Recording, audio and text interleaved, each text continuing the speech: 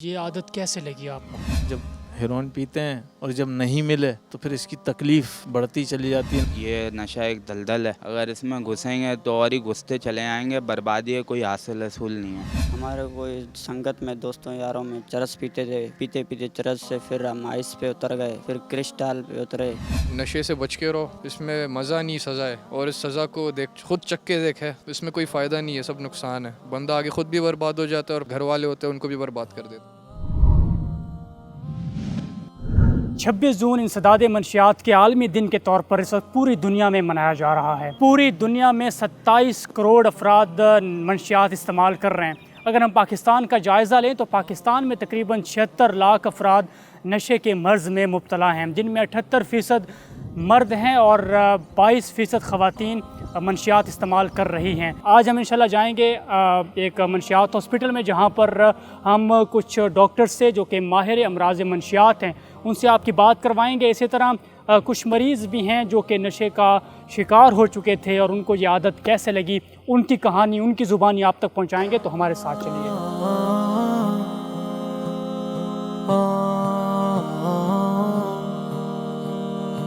یہ جو ہے مقصد میں ادھر ہی کراچی میں جاب کرتا تھا، جنریٹر کی لائن میں. تو دو چار دوست تھے تو وہ ہیروئن لے کر آ گئے تھے، تو وہ ناک سے سونگھ رہے تھے. مجھ سے کہا کہ سونگھو، تو میں نے منع کیا ان کو کہ میں نے کہا یہ اچھی چیز نہیں ہے ہیروئن، میں نہیں لگاتا اس کو. تو انہوں نے کہا 2 دن ہو گئے میں نے یہ یوز نہیں کری. تیسرے دن بس ایسی دل چاہ میرا بھی، میں نے سونگھی، سادہ سگریٹ پی تو مجھے اچھی لگی، بس تو میں پھر اس کی لت میں لگ گیا.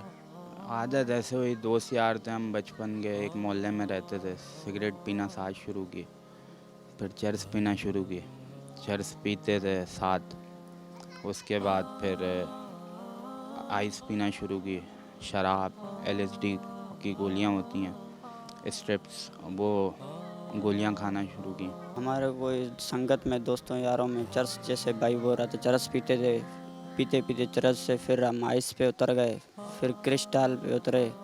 پھر میں ادھر آئے، پھر ایک بار علاج بھی کروایا ہم نے، پھر علاج کروا کے گیا. پھر میں 7-8 مہینے کے بعد پھر میں نے نشہ پھر وہی شروع کیا. آپ کی تو عمر کم ہے، کتنی عمر ہے آپ؟ 22 سال. 22 سال، بہت ینگ لگ رہے ہیں. تو اس عمر میں بھی آپ کو مطلب پورا وہاں پہ ماحول مل رہا تھا؟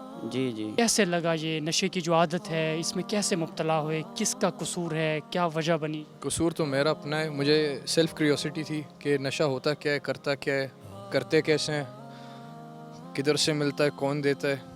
تو بس جب پتہ کرنا شروع کیا تو ایک مطلب کریوسٹی ہوئی کہ کرتا کیا ہے، ہوتا کیا ہے. پھر لڑکوں کو بیٹھ کے دیکھا میں نے جب وہ کر رہے تھے. کو پتہ ہے کہ نشے کا جو مسئلہ ہے، اس کو میں وبا ہی کہوں گا، کہ جس طرح پھیل رہی ہے یہ ہر ملک، ہر شہر کا مسئلہ ہے یہ. تو بالکل اس پہ ہم سب کو کام کرنا چاہیے. یہ بہت اچھا انیشیٹو ہے اقوام متحدہ کی طرف سے، مگر اس میں ہمیں ان کا ساتھ دینے کی ضرورت ہے. اگر ہم اس پہ کام نہیں کریں گے، ایجوکیٹ نہیں کریں گے، تو لوگوں تک اویئرنیس نہیں پہنچے گی. تو منشیات کے حوالے سے ایجوکیشن بہت ضروری ہے. ہر نشہ برا ہوتا ہے، چھوٹا ہو یا بڑا ہو. ایکچولی میں اس کا سٹارٹ ہی خطرناک ہوتا ہے، اور ہم تو اس حد تک جاتے ہیں، ہم چائے، کافی، ان کو بھی نشہ کہتے ہیں، اور یہ نشے ہیں.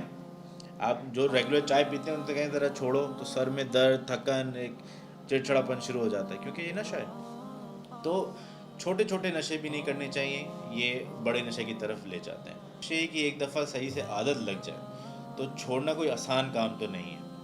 جیسے ہم کراچی نفسیاتی اسپتال میں، اور ہمارا ایفیلیٹڈ ادارہ ہے کراچی منشیات ہسپتال، تو اس میں ہم اکثر مریض پوچھتے ہیں کہ اب لت لگ گئی، اب کیا کریں.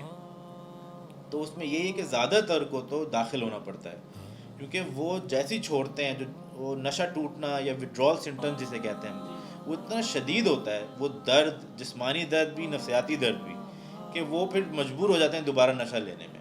وہ گزار نہیں پاتے اس کے بغیر چند دن بھی. تو اس لیے وہ جو پیریڈ ہے جس میں شدت سے جسم ٹوٹتا ہے، نشہ ٹوٹتا ہے، اس میں داخلہ بہت ضروری ہو جاتا ہے میجورٹی کے لیے. بہت ریئر کیسز ہیں جو کہ وہ برداشت کر لیتے ہیں، وہ پیریڈ نکال لیتے ہیں خود ہی سے گھر پہ.